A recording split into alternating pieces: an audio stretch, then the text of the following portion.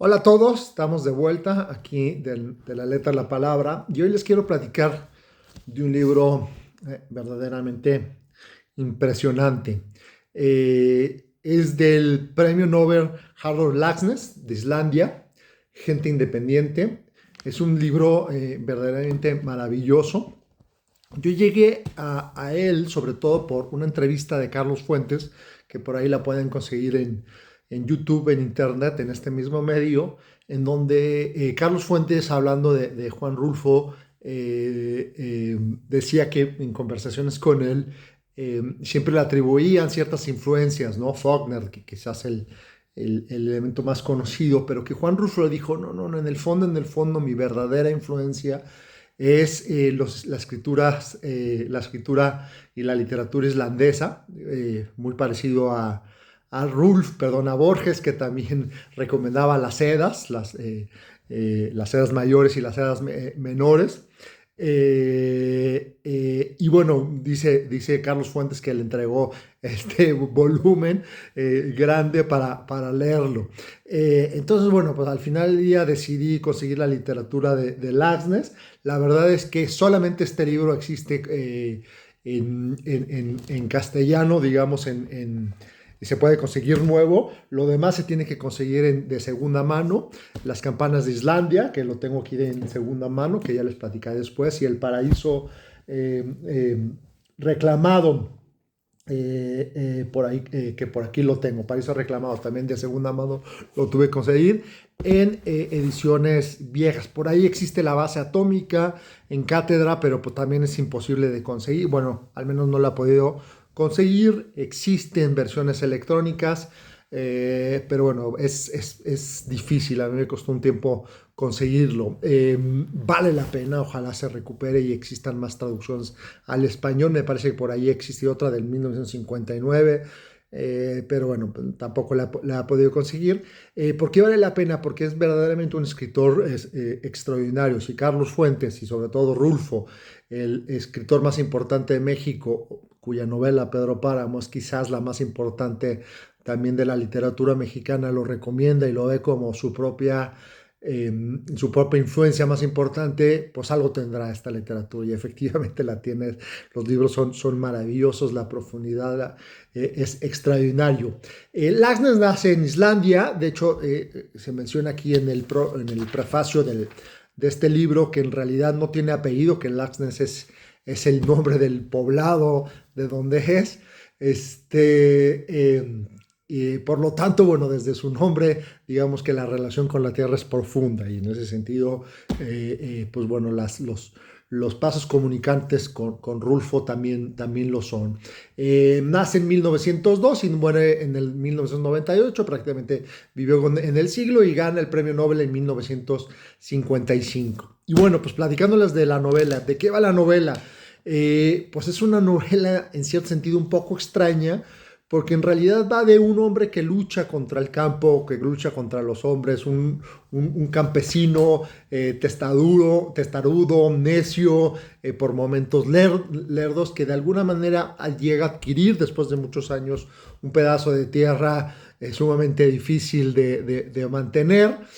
Cría ovejas y a partir de ahí se genera una lucha para obtener la independencia, una independencia económica. No quiere ser siervo, no quiere ser empleado de nadie.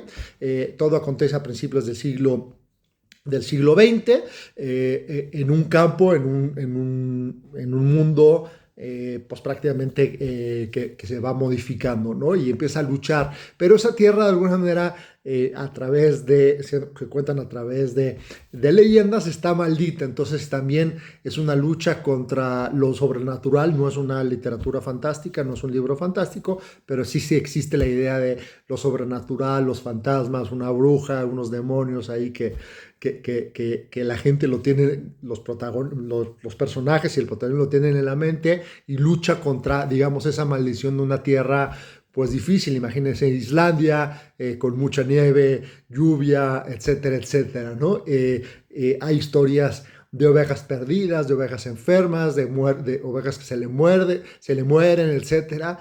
Entonces es una historia de campo, pero ¿qué hace una historia con esas características tan fascinante? La verdad es que es de esos libros que cuesta trabajo entender por qué encanta si son historias, pues en cierto sentido muy simples. Pues hay varios elementos. Primero el lenguaje es extraordinario, aunque por supuesto la lectura que se tiene que hacer pues es de una traducción.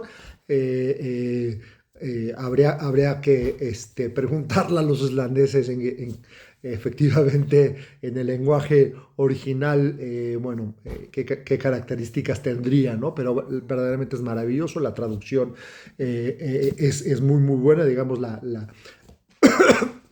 la prosa de Floreal Macia, un traductor argentino, es verdaderamente buena. El lenguaje extraordinario porque combina a la vez un lenguaje sumamente simple de campo, pero profético. De alguna manera el protagonista contiene, tiene en su mente una profunda cultura nacional, si se le puede llamar en ese sentido, es decir, conoce sagas, hace poesía, etcétera, pero poesía de campo, no, por supuesto que es absolutamente verosímil ese tipo de cuestiones porque no es un literato que se va al campo, ni mucho menos, ¿no? Es alguien de campo que conoce las sagas, que conoce las leyendas, que conoce los cantos, que conoce las baladas y de alguna manera está del pueblo y está en relación con ellos. Y eso lo hace verdaderamente maravilloso. Y por supuesto las descripciones del narrador son extraordinarias. Por un momento un poco extraño porque es en términos generales en tercera persona, pero por momentos hay una intervención en primera persona que no se termina a saber exactamente quién es el que habla. Hay un lenguaje indirecto, por supuesto, en muchas ocasiones, pero hay dos otras ocasiones donde hay una llamada de atención del narrador de hablar en primera persona. Es maravilloso, al menos en la traducción, por supuesto, ¿no? Otro de los elementos es que es un lenguaje que permite una apertura hacia muchos elementos. Primero al campo, las montañas azules en la lejanía, la eternidad del océano, se dice, ¿no? La infinidad de páramos, el término aparece muchas veces y la descripción de muchos páramos, en relación con Pedro Páramo, las descripciones de páramos también acontecen en muchas ocasiones, ¿no? Las ovejas, el campo, la nieve, los monstruos, pero también una apertura hacia lo sobrenatural a través de esas leyendas y esos fantasmas y esos espectros que tienen en la mente estas personas, ¿no? Y por supuesto, pues la apertura hacia mitos y leyendas y otro tipo de referencias literarias. Entonces hay, a pesar de ser historias muy sencillas, hay una permanente apertura hacia esos elementos. Hacia lo sobrenatural, hacia el mito.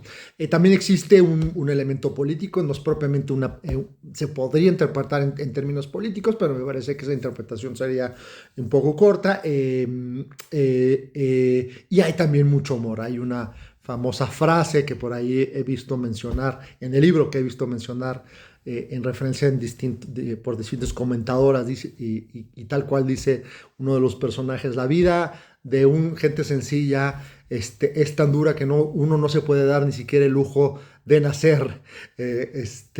Pasa todo tan rápido que uno no se puede dar ni el lujo de nacer, ¿no? Entonces existe un humor sutil, por momentos sardónico, muy, muy padre. Pero quizás lo que más atrapa de esta novela es que es una historia de la pérdida.